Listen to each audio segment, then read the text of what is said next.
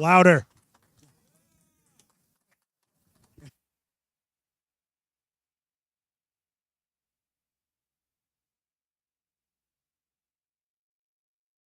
Mike, check, check. We got audio back? Yep. Great. Sorry. You guys hear me?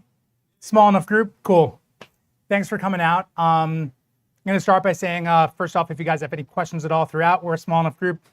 Raise your hand, shout it out. It's all good. Big thank you to Seth and Teresa and the entire Adorama crew for having me out today. So today I'm going to share with you a quick overview of some of my favorite shots that I've shot over the years. And then we're going to jump into a portrait demo with Justin here. Great model who we're lucky to work with today. And then we're finally going to end with Q&A for any questions left from you guys or the online crowd as well. So the goal of today is to show you examples of how to get the most you possibly can out of one single light source. You don't always need a lot of gear to get the job done, and I hope that this can be a springboard for all of you to start experimenting more with your own lighting. So to start, for the last 10 plus years, I've been working full-time as a portrait photographer here in New York City. I've been incredibly fortunate to work with so many amazing clients like Masterclass, Red Bull, Universal Music Group, the Associated Press, AMC Networks, and so forth. Some of these shoots are really large productions involving lots of pre-production, big crews, and giant studios or sound stages. Lots of others, though, are produced much more simply with either working solely or with one assistant and a really lightweight gear pack. Each type of those shoots has their own challenges, but there's a lot of freedom in working small and being nimble to work quickly with talent in order to create something that looks as elevated as possible. So we're going to start by going through a handful of real-world scenarios that I've shot with one single light source. Here's the great A$AP Rocky. I shot this for Red Bull. This was a quick shoot at a venue in Harlem where we didn't have a lot of space or time for a setup. I knew that he was going to be arriving from the airport. He was flying in from London, and that we needed to grab him before he got to his green room. Otherwise, we weren't going to get him at all. That was just the nature of the task at hand. So we arranged for his publicist to bring him straight to us as soon as he walked in the door. We went with a small light modifier. In this case, it was just a small beauty dish. And a Profoto B1 at the time. And we shot a couple of setups in about 5 minutes. Approaching this shoot with a really small handheld setup enabled us to get a lot more done in a short amount of time than if I were to have a ton of gear. Here's Stephen Daldry. He's a British director and producer of the show Billy Elliot. I also shot this with a beauty dish. We were working in a Broadway rehearsal space, and this entire wall was mirrors, which is kind of a nightmare as a photographer, and reflections, and unless you're leaning into that. But there was this blue curtain on the wall, and I taped a piece of black fabric. In the photo industry, it's called duvetine. It's like a black textured fabric that really soaks up light, but I could have grabbed a black tablecloth, a black t-shirt, whatever. I taped it up in front of that mirror, and I asked Steven to hide behind the curtain and peek through. I added a grid to the beauty dish, which basically created a more dramatic fall off of the light. And really draws the eye into the center of the frame. Legendary producer and band leader Quincy Jones, who I had the honor of spending about 15 minutes with. Rest in peace, Quincy. I shot this for the Associated Press. This was shot with a medium octabank to camera right. So one quick note about photos that I've shot for the Associated Press, the New York Times, and some other editorial outlets. I'm allowed to retouch images for my own purposes, but nothing that I submit that gets syndicated all over the world is allowed to be retouched whatsoever because of their really strict journalistic integrity guidelines. It's the same with National Geographic and several other publications. So in other words, the photo has to be pretty damn good right out of camera. I'm able to make minor adjustments like, brightness, contrast, color temperature, but I can't retouch any skin. I can't take anything out of the background that might be there. So I need to be really conscious of the light modifiers that I'm using and know who might look better with a particular type of light. All of these considerations have definitely forced me to work on the fly and certainly to become a better photographer over the years. Here's Mick Jenkins. I shot this at Bowery Ballroom in Manhattan for Red Bull. I shot this with a medium strip bank, like a 1x3 foot strip bank, oriented horizontally just to light his face. There was this amazing late afternoon sunlight blasting through the window behind him, and using a strip bank enabled me to control the light in a really specific way without throwing light all over the face. All over the place, rather. Here's a favorite of mine that I shot of David Byrne. I shot this in his studio in Soho. David is a true icon of the music industry. And I did a lot of research to know what I was going to be getting into for this shoot. Yep. You already have a question. Question. So you said there's no retouching, but is dodging burn allowed? Dodging and burning is allowed, yes. That's a good question. Somebody had asked if dodging and burning is allowed when I shoot for those publications, and yes, that's fine. Essentially anything that you could do back in the day in a classic traditional darkroom, you're able to do. So I did my research on David Byrne, and I knew that I wanted to lean into something a little bit weird. And I brought this mannequin arm with me, and I sold David on the idea. There's my assistant standing in before the shoot. And that was the entirety of our setup, right? It was one 5-foot octabank, a backdrop similar to the one that I have with us here today. And that was it. Dominique Ansel, the French pastry chef and creator of the cronut. This was shot with a medium octabank to camera right. Pusha T, I shot this backstage in LA with one strip bank and a grid. Again, just right in front of him, just one small strip.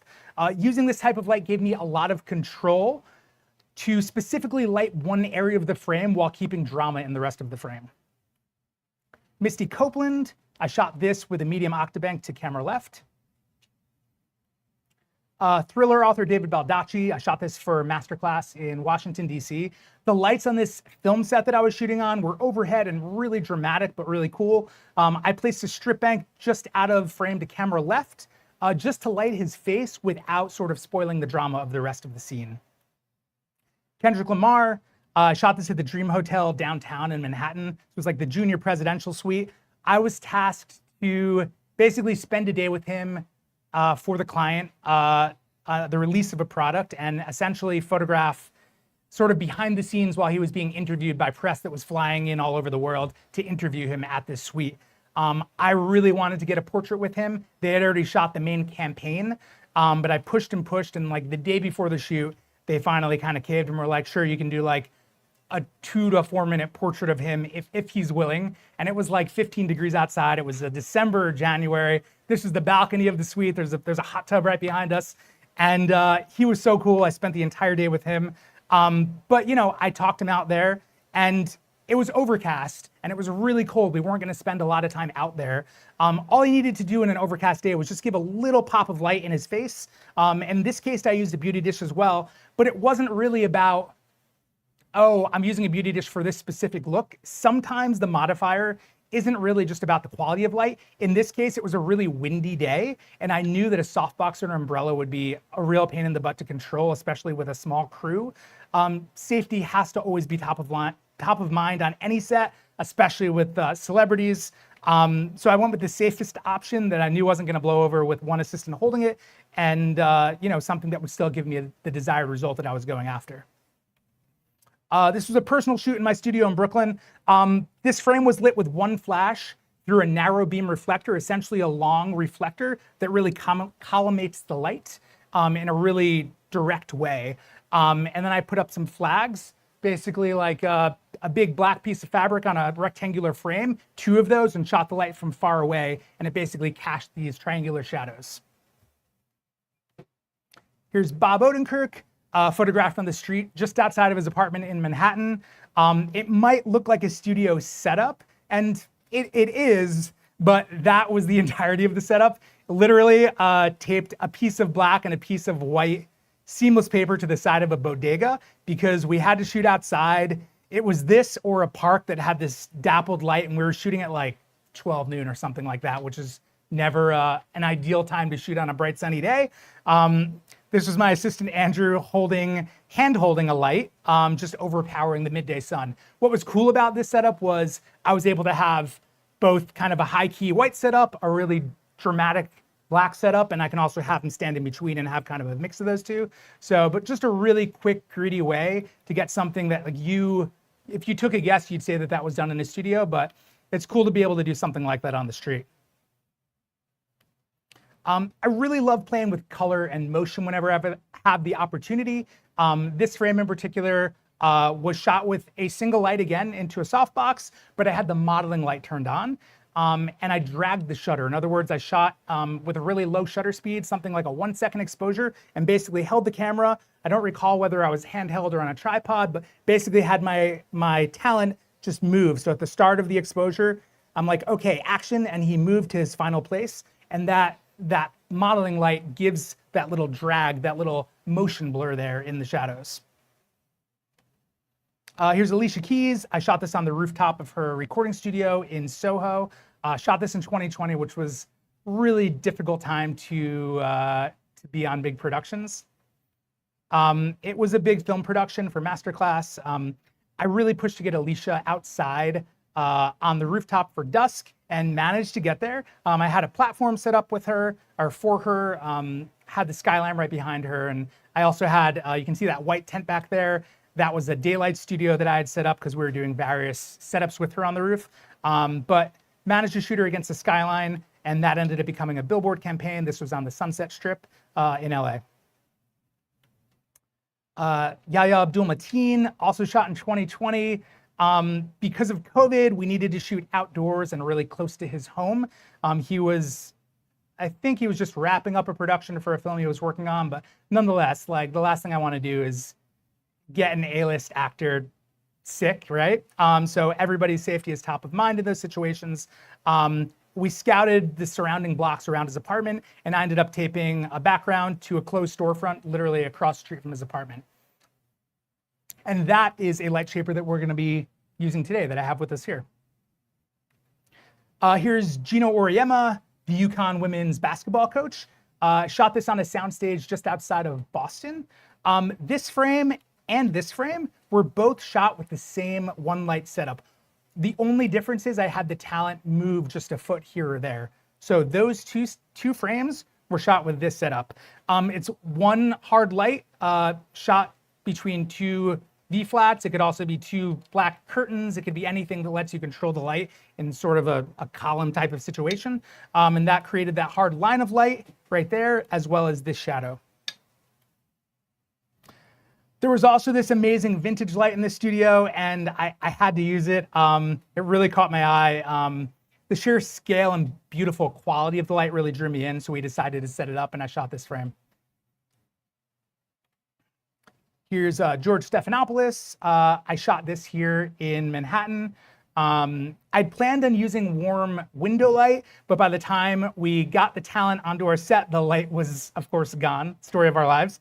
So I used one hard light with barn doors and a warm gel in it to emulate that feeling of warm late afternoon daylight, and I shot this. I really tried to get as much out of a shoot as I can, as you probably saw earlier with Bob Odenkirk on the street. So you'll often see me using two different setups, or as many as I can in one small space, like you can see here with Carlos Santana. So that setup resulted in this frame and this frame in a matter of just a couple of short minutes. Everyone keeping up? Any questions so far? Y'all doing well? Cool. All right.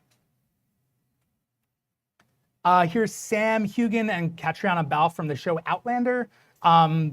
This was shot in the tiniest of hotel rooms you've ever seen. Here's Sam solo leaning into a tabletop that I brought with me that I put a piece of white plexiglass on. Might look like a production, but it's really simple. Here's Catriona solo, and all three of these setups were shot in this tiny little space.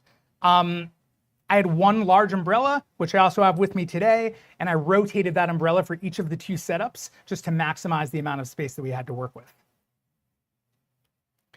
Here's RuPaul.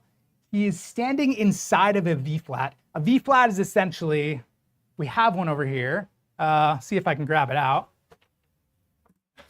Maybe, maybe not. We're gonna leave that right there.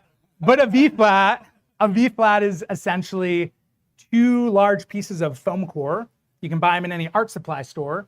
You know, the thicker the better for stability, but these are 4 by 8 feet pieces of foam core. One side is white, one side is black, and you tape them in the middle.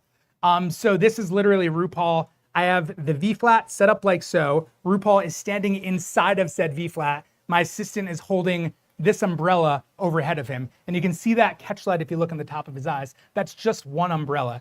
it's lit so richly and beautifully, A, because it's a really nice light source, but B, because he's surrounded by this white V flat. So light is kind of bouncing around and filling in everywhere. So it ends up being a really beautiful, flattering light. Here's actor Joshua Boone. I shot this in my studio with a 3-foot Octabank. Hassan Minaj shot this for an ad with one large umbrella. Simone Ashley from Bridgerton. I shot this in a hotel room with one beauty dish. Richard Branson, I shot this on his island in the Caribbean with one medium umbrella. Dua Lipa, this was at a high school for the performing arts in Manhattan. A few days before her last album release, Dua and Drew Barrymore were scheduled to do a sit-down talk about her new album. I was asked to shoot the two of them together as well as solo portraits. I wanted to lean into the look of the high school, so I scouted this hallway that had these blue lockers that were really classic and timeless to me. This was shot with one single flash through a magnum reflector, which really throws light a long way. I gelled it warm with an orange gel, and I shot it through the window of a classroom door back into the hallway. So I set up the light in a classroom, shot it through that little strip window on a classroom door back towards the lockers, which created this really dramatic sunset look. I also had a large umbrella with me, and I used it to shoot this of Drew standing in the hallway. The entire shoot, to give you some perspective on how some of these celebrity shoots go, the entire shoot was 8 minutes, and I was given 2 minutes with Dua.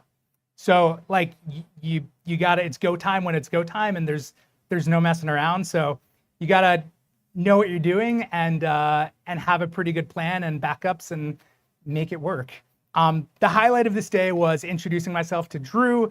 She asked if I was a birth certificate Drew, and when I told her that I was, she gave me the biggest hug, and it was great.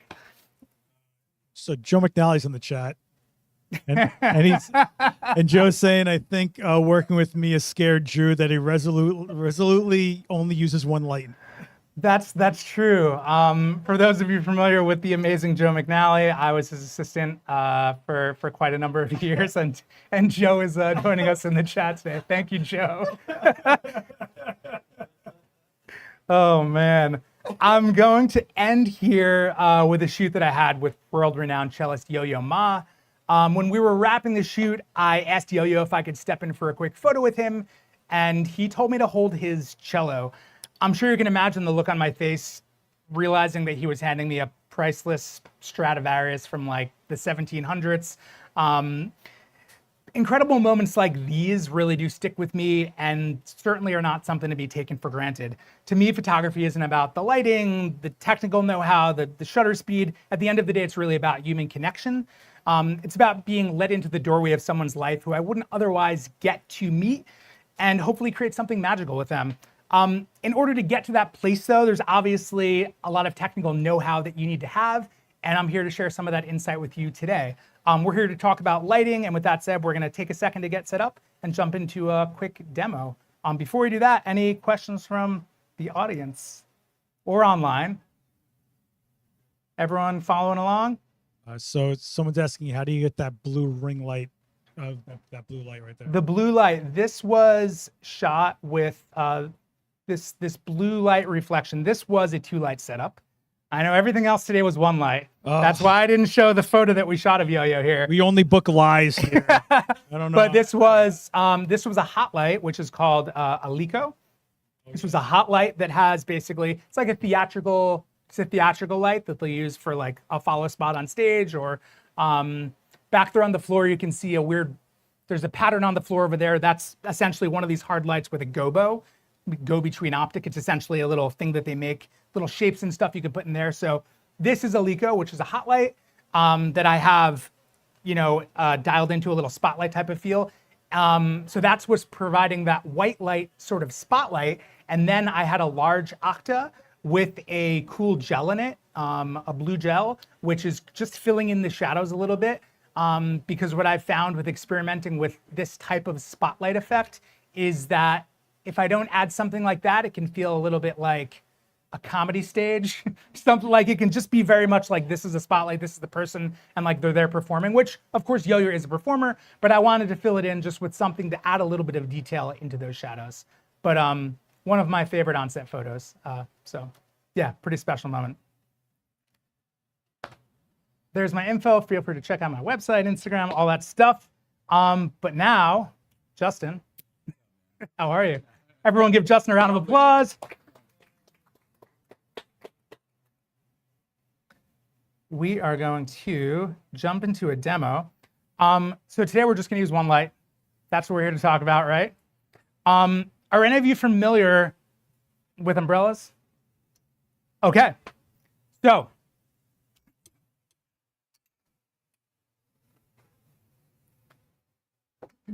this is an umbrella. This in particular is a Pro Photo umbrella, but this is essentially a medium-sized umbrella. It's a great light source because it's really lightweight. It packs down really small. It doesn't take up a lot of space. And if I'm working by myself, it's just really easy to control. I have a sock over this umbrella. So there's different variations of umbrellas. There's shoot-through umbrellas that can be essentially a diffusion fabric that the flash is firing through. There are silver umbrellas. There are white umbrellas. In this case, this is a white umbrella inside. I'm just going to take this off. This is a white umbrella inside, and it's an indirect umbrella. So the light fires into this and then comes back. So what that does, the light fires back this direction, sort of hits this white. I call it like it marinades the light, but basically it hits this. The size of this light is really small, and therefore it's going to be predictably really hard. So when the light hits this, it bounces around here and creates a really soft, beautiful light. But what I like to do is go for a classic, even softer look, and I put this sock over it, which is like a one-stop diffusion, which makes it even softer. This is Pro Photo, as I said, but there's lots of different brands that make a similar product. This is a fun little trick. If you guys ever buy any of these sorts of umbrellas, put this diffuser on while the umbrella is closed. And it's way easier to do that way than trying to stretch it out around after the fact. So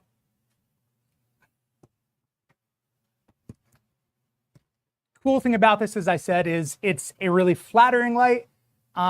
If there's a downside to umbrellas compared to, say, a softbox or a Magnum reflector or a beauty dish, something like that, it's that umbrellas aren't as rigid and don't do as well, say, out in the wind or something like that. So if I'm working outside, I'm probably going to use a softbox for that reason, unless it's a really calm day. Also, generally speaking, softboxes have an edge to them. Don't think we have any around here, but, well, here's a softbox. Yeah.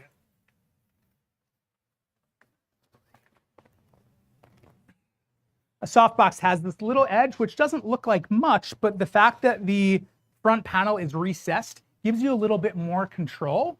So if I were to turn this away, you do have a little bit more of an extreme fall off. So umbrellas can be a little bit tough to control. They can kind of go everywhere, but we're going to play with that and see how we do. So lighting is entirely situational. You never completely know what you're getting into. We've never worked together. I don't know how you're going to look. I'm sure you're going to look great. I hope. I hope too.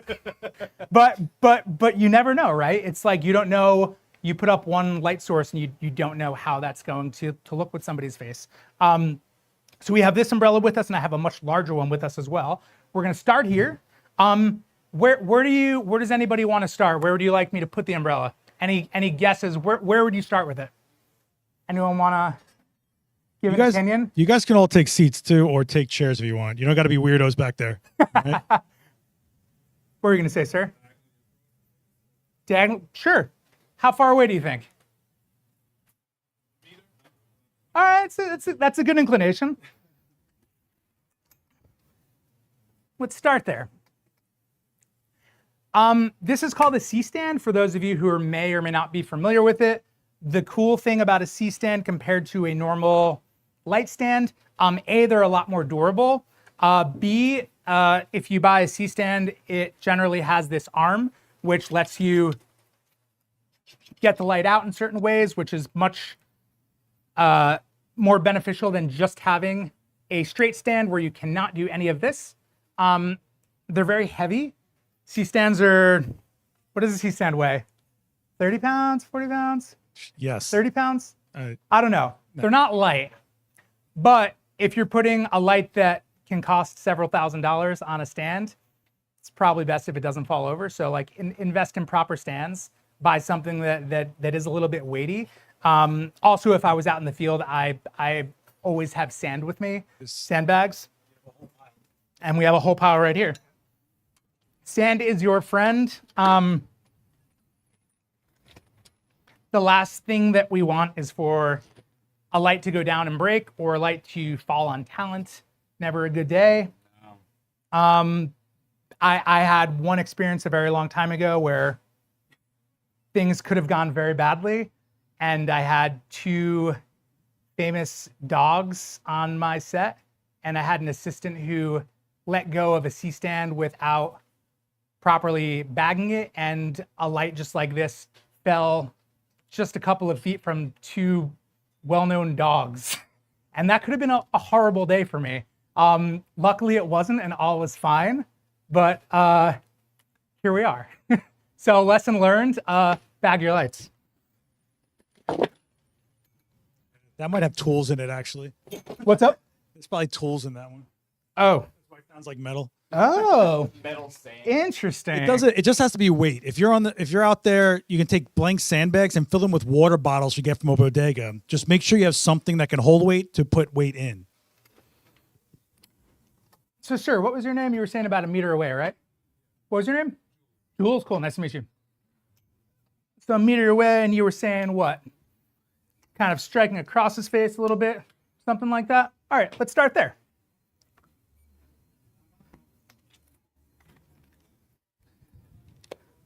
Let me get this up. Just gonna get this with no light. 1 second. I guess so. Just a second. We'll get there, Drew. We'll get there. While he's doing that, you guys in the chat, there's like 150 and only 40 likes. What are you doing? This guy's tap dancing for you. He feeds his kids on likes. Wow. No kids? No kids? And hit subscribe. Cool. Actually, I'm gonna have you scoot this way for me. I'm actually gonna rotate this whole thing like right there. One thing I always do whenever I'm setting up a light, I don't just set it up and then take a photo. Generally speaking, I try to go towards the talent and get a sense of the direction of the light, how it's angled, how it's pitched, all that stuff. This is pitched a little bit too far down, I think. I'm gonna bring that up a little bit. I'm gonna raise it up a touch. And we're gonna start there. When I'm working in a studio environment like this, I'm not blending in ambient light. There's really nothing in this beautiful environment that I want in my exposure. So I'm at ISO 100 right now, f5.6 at 1/25th of a second, which with no flash gives me predictably a black frame. There's nothing there. And what that enables me to do in a studio environment is sort of build up the exposure with flash. So the only thing that is influencing the exposure whatsoever is whatever's coming out of this light. Just gonna skew this a tiny bit.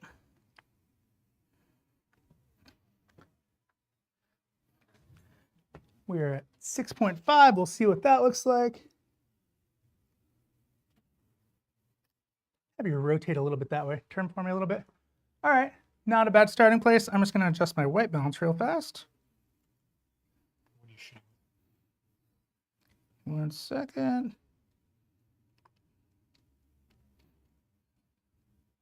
There we go. I'm shooting with a Fuji GFX 100S. This is a 45 to 100 lens. It's a medium format system, which is my go-to for my portrait work. 45 to 100 is if you went to 35, it's something like a 24 to 70-ish, something like that. This radio is a ProPhoto Air Remote, and this is a ProPhoto monolight as well, B30. That's not a bad start. What do you guys think of that? Little yellow, a little warm, but actually like pretty nice start. So we're gonna do one more and just get this white balance right. That's great. Cool, a little bit cooler. All right, we're done. No, that's not bad at all. What what do you guys think of that? Any inclinations there? Anything that you guys would like to see different? We can go any direction with this. I mean, for his face, that actually is, it's pretty like brooding actor portrait. It's pretty cool. I'm known to be a broody actor. There you go. I'm gonna come in closer just to see. How much more kind of rich we can get this light. Drew, what are you looking for when you do stuff like this? Good question, Andrew. I'm looking for, the question was, what am I looking for in this type of scenario? So it's interesting. If I'm shooting for a client, there's of course a certain directive there. There's, say, mood boards. There's things that we've dreamt up before the shoot that I'm trying to achieve. In this situation, we're kind of just playing with light. So what am I going for here? Right now, I actually like that very first exposure. I'm pretty happy with that.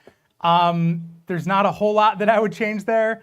And I didn't actually test any frames with him beforehand. I turned on the light. I knew the exposure that I wanted in this room from shooting a blank frame earlier, but like this is the first frame that we've shot of him. And if anything there, I would say you could maybe say that it's a little bit too shadowy, or that there's not a lot that I would change about it. I know we're here to learn and to move forward, so we're going to try a handful of different scenarios. But I just want to give you all a sense of the different possibilities you can get out of a single light. So someone's asking, how much is it the light? And how much is it the pose? Good question. How much is, wait, what was it? How much? They're basically asking how much of your shots are the pose and how much is the light. Depends on who you're working with in terms of, yeah, posing versus lighting. Both are important. Today we're here talking about lighting more than anything. That's what this particular presentation is about. But it really comes down to, at a certain point in your career, getting to a place where the lighting almost becomes secondary, right? You know what you need to do, and then the technical stuff kind of takes the back seat. You get that set up, and then it's like you actually get to dive in with the talent and like create something together. And that's when you get to the place that you're moving beyond like a headshot or beyond something that is just very surface level. So it's a mix of those. And also in terms of posing, it really depends on who you're working with. You're great right off the bat. Not everybody is comfortable being in front of a camera. I've photographed many, a CEO and corporate exec who you really have to kind of like push and coach along the way. But, Alicia Keys, like, kind of like, what am I going to tell her to do? Like she looked incredible. She showed up and had like all the magic right there. And in that case, it's like, all right, move a little bit this way or that way, but she just like looked so good because she had it, right? So it just really depends on who you're working with. Of course, folks who are used to being in front of the camera are easier in a certain way. Because they're just more natural, but it's also more difficult to get something different out of them because they've done it so much. So they each have their own challenges, but yeah. So Yep. Someone's asking, would you consider a reflector to be a second light? Would I consider a reflector to be a second light? So that's a good question. One thing that we could do if we didn't like those shadows was say, bring in a reflector over here on the shadow side. If we wanted to. It's a passive light. If I were to consider it a second light, it's a passive light. In other words, yeah, this is silver and white piece of foam core. This is the same material that a V-flat that I was talking about earlier is made of. This is a passive light source, if you want to call this a light source. In other words, the only thing that I can't dial up and down the power with this, I can move it closer and further away, which is going to make it more powerful. But that's about it. The power of this is entirely dependent upon the power of the actual light that we're using. So that's a good idea, though. Why don't we see what this looks like? So let's turn that way a little bit. Back here. Yeah, let's see. Would somebody mind holding a reflector for me? You wouldn't mind. Yeah, same thing. We're gonna bring this like right over here. Flatten that out a little bit and let's come in a little bit tighter right there. Perfect.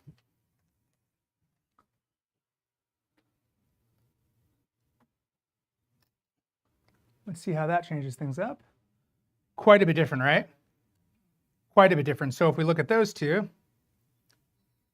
why am I not able to go back here? I feel like I'm freezing up. Man. Nope. Uh-oh. I'm frozen. Hang on one second. We are going to restart capture real fast. You can chill out. Yeah. You guys can clap for her though. She did a great job holding that phone core. Fantastic. Thank you. Let's try this again.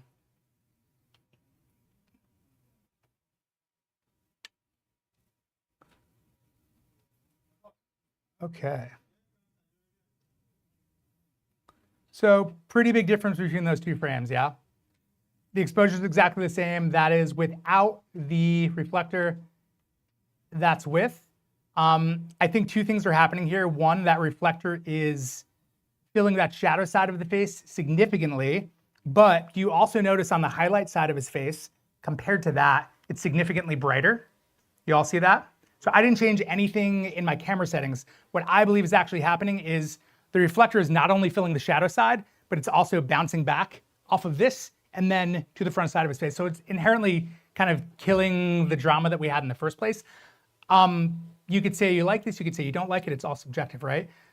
My personal preference is kind of back towards the first frame, if I'm being completely honest. It's maybe a little bit dark, but this kind of like, it loses a lot of feeling to me. I also tend to light a little bit darker, I would say, but I think we can find somewhere between those two frames that could work well. What I'm gonna do, I'm gonna bring this in a little bit tighter. Sweet. And we're gonna come overhead and see how that changes things up. Nice.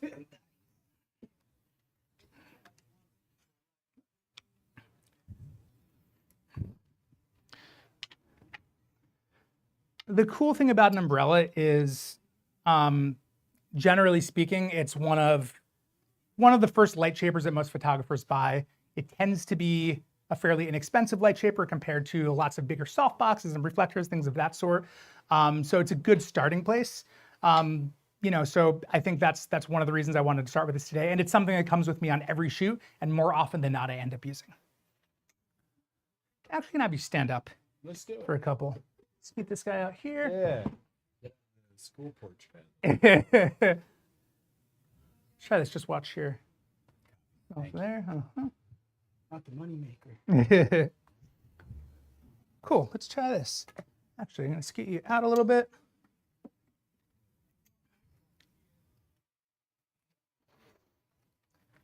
A little step forward if you could. Perfect. Nice, chin down a little bit. See how that looks. Very different feel, right? I like that too. I'm gonna make it a touch darker. I'm just gonna dial down like 0.4 of a stop.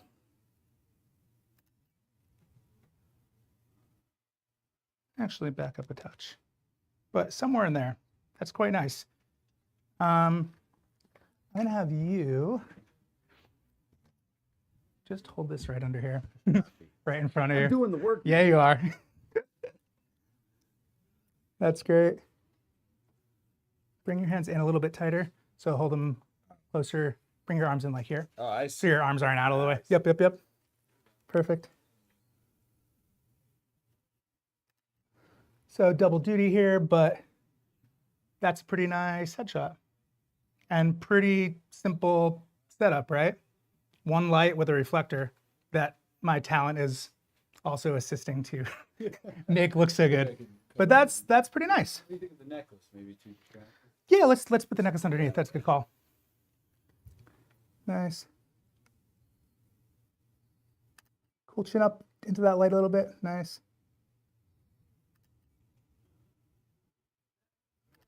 Once again, just for sake of argument. Actually, let's switch to silver just to show you the difference there.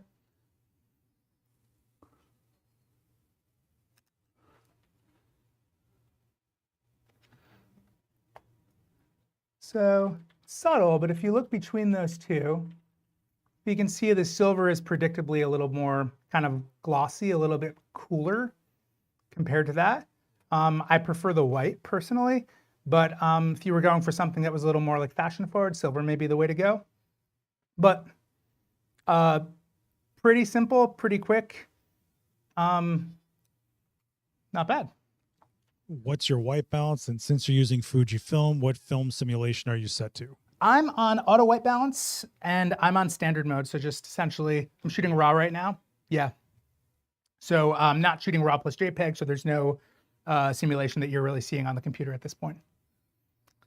Let me grab this from you. Yes, sir. Do you guys have a preference for the white or the silver? Anyone? White? Cool. All right. Yeah. Have you scoot out for 1 second. We're going to try another thing. So scoot out that way for me. Yeah, I'm just going to move this down.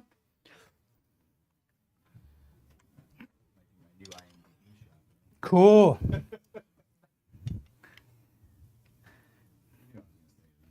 Listen, I love you, Justin. I do. All right. I gave Drew a deer in a cage tonight to shoot with. Okay. So now I just removed part of the sock off of here to see if we can get a different feel out of this. So I'm going to have you stand right dead center there again. Right here. That's perfect. Yep. Right. I haven't changed any settings. Just want to see what this looks like. Okay. So the shadow side got quite moody. Yeah, I mean, I could even pull that out a little bit more. It could be even broodier. If you like. Ooh, yeah, let's do it. Broody works. Mad.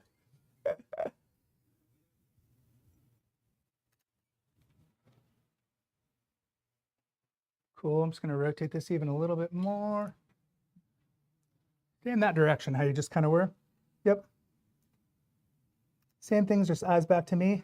Yep. So that's quite a bit harder, right? You notice the difference there? It's a little bit harder. If you see there's a little bit more glare on his nose, on his forehead, compared to where we were earlier, which is just classic, super, super soft. The difference there is I took off the sock of the umbrella. So if you see inside of here, that flash is no longer being diffused by this. It's hitting off the umbrella, but then literally he's getting some hard flash directly towards him. So that's what's creating that, which is also a cool way to be able to use an umbrella like this. So you can kind of get a couple of different looks out of it. If we were to have an umbrella with a silver interior, it would be even much more kind of glossy, brassy of a look.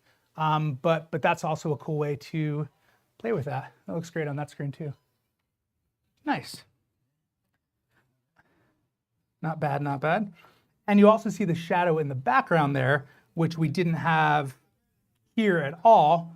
But what I did there was essentially I rotated this light away from him. So he's kind of just being lit by this area of the light, and then it's not really lighting that side of the backdrop at all. So let me put this back on and I'll show you.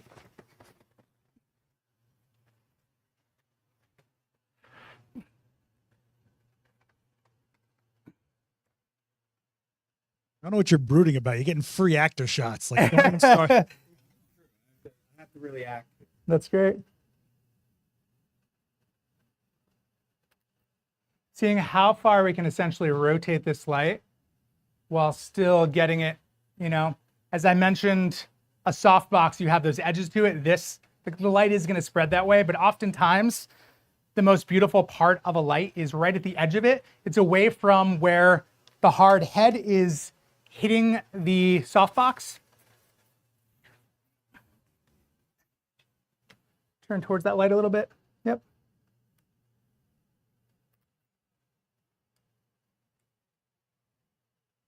Cool, that's great.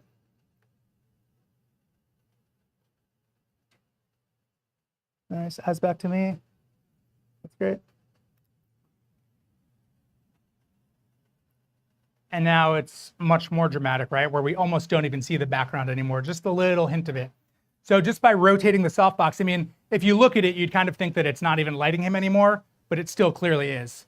So another pretty cool way to use it. Where do you guys want to go from here?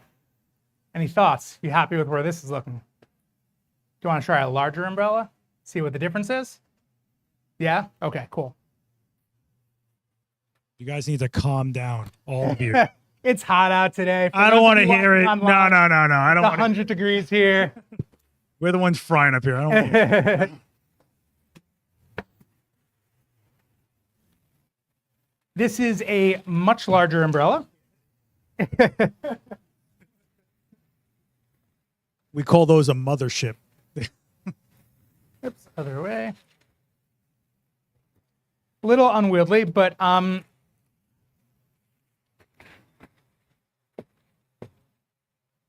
same trick. I put the diffuser on the outside first.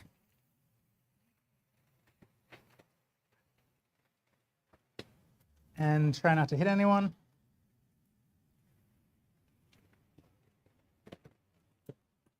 Much larger umbrella.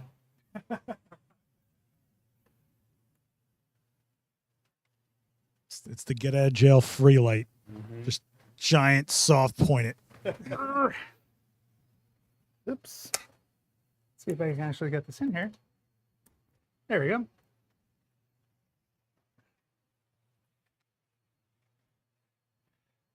So the great thing about a small or medium-sized umbrella like I was using earlier is it's great for something like a headshot. If I were to shoot a full-length photo with an umbrella of that size, it's not going to be large enough to light a full-length photo, really. So this is where something larger comes in. You could say this is a little bit overkill, but you saw how small it folds down. It's really lightweight. It weighs a couple of pounds, and something like this is always in my bag as well. I can get by in just about any photo shoot with a small and a large umbrella and a light or two. I certainly am used to going on sets with a lot more gear than that, but when it comes down to it, if I'm working solo or with one assistant, I can get by with a very, very basic lighting setup and really cover all the bases that I need to. Yes? Flash setting when that's a camera around it. Flash setting. Good question. The question was, do I adjust my flash settings or do I leave that the same and adjust my camera settings? Yeah. Depends on the shoot. If I have multiple setups going at one time, so if I have an actor on a shoot and there's a real big time crunch, I'll basically have different lights for different setups. That way I don't really need to mess with too much along the way. But generally speaking, I'm adjusting my flash settings more than my camera settings. So I know that, okay, for this shoot, I'm gonna be at 125th at f8 at ISO 400, for instance. And I don't need to mess with those buttons and dials as I go from one setup to the next. All I need to do is say, change the flash from 6.5 to 8.5. You know, that makes it much, much easier. So yeah, otherwise it can get pretty confusing, especially when it's a very high pressure situation. Another trick that I always do is Apple boxes. These guys I keep all over my sets, at least one of them, but preferably a couple. And I always have a piece of paper on here. Myself or my assistant has, sometimes I have 4 or 5 different setups, and it's like, look 1, look 2, look 3, look 4, look 5. Each of those I have my camera settings and my flash settings written down because it's all planned out ahead of time. That way, if I only have one camera, as I'm walking from one setup to the next, I can see what the next settings are, and I'm literally changing it while I'm on the fly. That way, like, talent's walking with me, and it's go time as soon as we get there. And I'm not keeping them waiting. So it's a lot of multitasking in a very short amount of time, especially, like, as I mentioned, sometimes it's 2 minutes. I had to shoot with Ed Sheeran once that was like 90 seconds. So these things happen. So yeah, there's not a lot of time to do a lot of change ups. So it's either I stick with something incredibly simple and I have one setup because I know there's no time to mess around, or if I have a few, it's all planned out. Cool.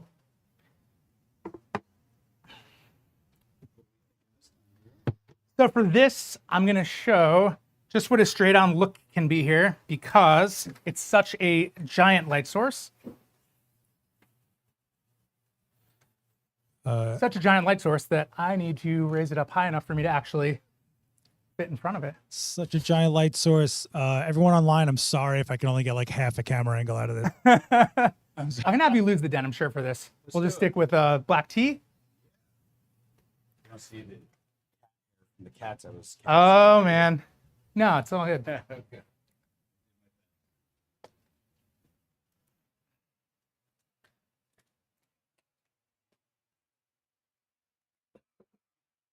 Down the wrong tube. Take a picture. We definitely picked the hottest day of the one of the hottest days of the year to do this. Whew. Happy to be inside. I'm happy we're not doing like a photo walk today. I'd be glistening. Oh, this way a little bit. Cool. Just to see how this looks. Same settings here.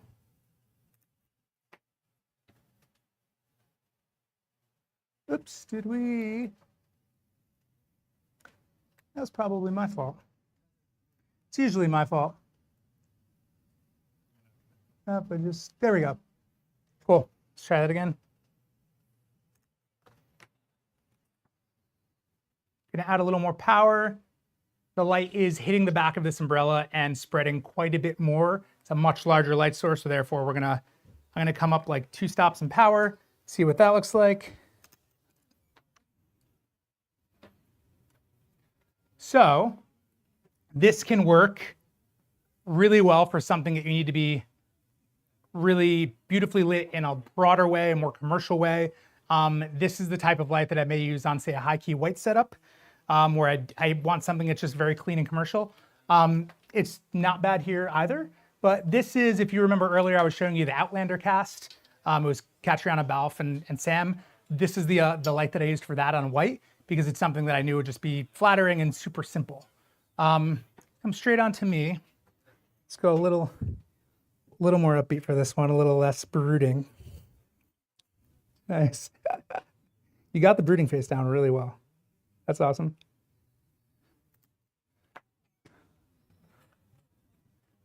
Cool. It works. It's not what I would necessarily choose for this. You look great, but I prefer more shadowy light for you, to be honest.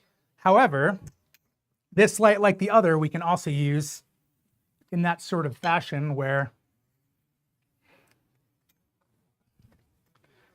I'm going to have you come profile towards this light for me. I can also smile too. You want teeth. Let's see. Oh, teeth. Wow. Let's see how this looks. That's a tether cable in front of the lens.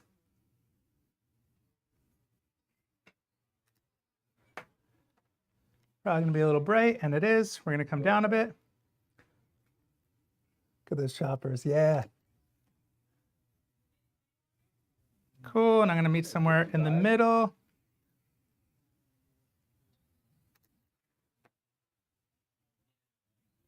So that's a really, really beautiful, rich light that is definitely different than back here or when we were back in here. It's much more kind of creamy, if you will. So because it's such a large light source, the fall off from highlight to shadow is much smoother. You can see that. And this really is a game of inches. It's one of those things where I think initially, thinking back a bunch of years when I bought my first softbox, I would indiscriminately put it up 10 feet from somebody and not know the difference, and take a photo and they were lit. I was able to get the exposure right, but it wasn't crafted in any sort of way at all. So the more you do it, the more you learn that, you know, there are a lot of subtleties to the light. I mean, if I were to, this light is, I believe, this is silver on the inside. So this is going to be quite a bit different if we do that same sort of thing. So face that direction again for me, if you could. What kind of vibe you want? Let's see. Zoolander vibe? we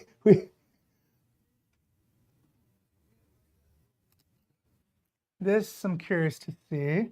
It's actually not that much different. I thought that would be. That surprised me, actually. Yeah, if you wouldn't mind. You have a little. Perfect. Thank you. going to pull this back to make sure we get. Mm-hmm. Let's go that way.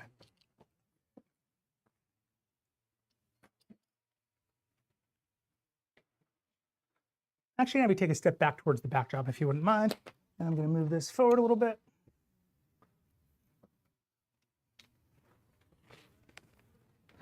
It's a large light. It can get in the way.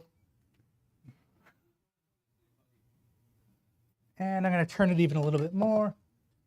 See if we can get a little bit more of like a hard line on the background.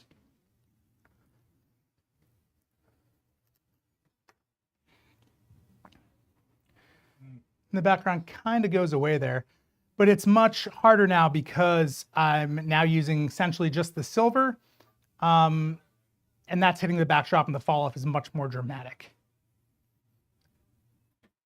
Cool. Come forward for me if you don't mind. That's great. Good stuff. Now straight on to me. Good stuff. And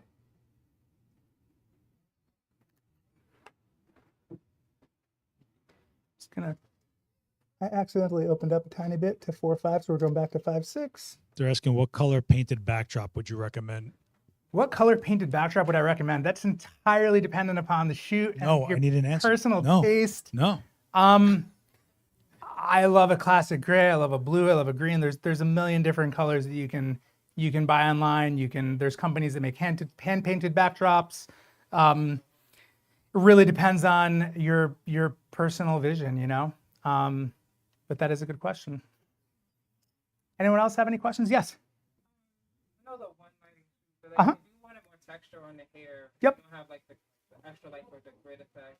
Is there a way to kind of like make your own grid effect within that one light, or some sort of like? The question is, this is a one light class, but if I wanted to create sort of a hair light, Yeah. how could I go about doing that? Yeah. If we wanted, we could, as an option. Would you mind holding this for me? Let's see what we can do. Ask the question. I'm gonna, yeah, Participate. I'm gonna have you face this way. Let's see This if we way? can get a little bit of a hair light, actually. Sure. We're gonna hold that kind of right up here. Come a little bit higher with that. Yep. Let's see if we can get a little glimmer off there. There. Boom. That did change the drama of the front quite a bit, but let's see if we can come down like that. Let's try that again.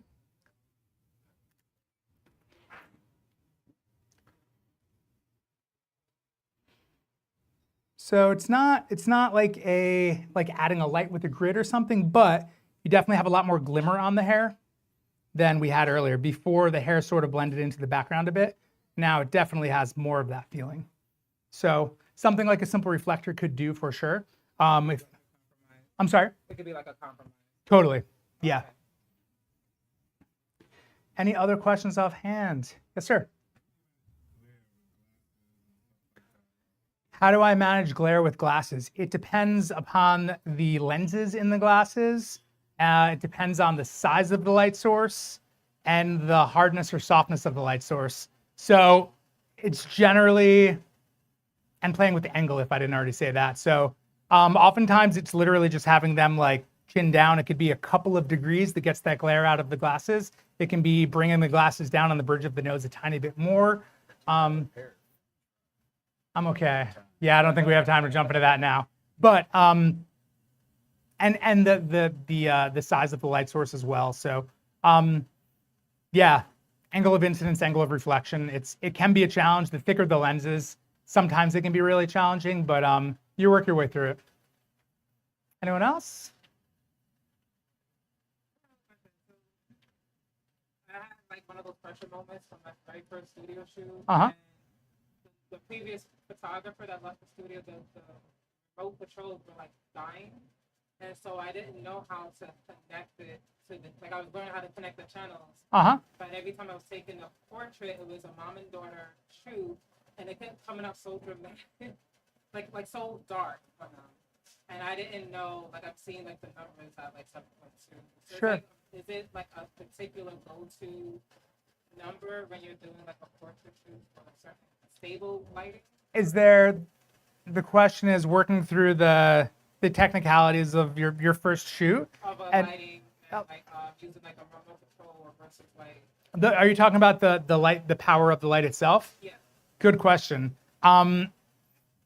Yeah, the question is essentially how to know if there's a particular number setting, like we're at 7.2 right now on this light. That's going to be the right amount of power for like a family portrait shoot. Not an easy answer to that, unfortunately, because every flash system that you use is going to have a different power output. So like this is 500 watt seconds of power. Another unit could be 750 or 1,000. So if you're on 10 out of 10, it's going to be completely different on any of those. So it's if you're doing a shoot in a studio, I would say find out the gear that they have and look online to figure out like what the kind of specs are for that before you go into it. Yeah. Cool. Anyone else? Any questions from online? All right. Thank you all so much for coming out. Appreciate it. Hope you learned something, and thank you. Thank you very much. Appreciate you guys. Wonderful. Of course. Thank you so much.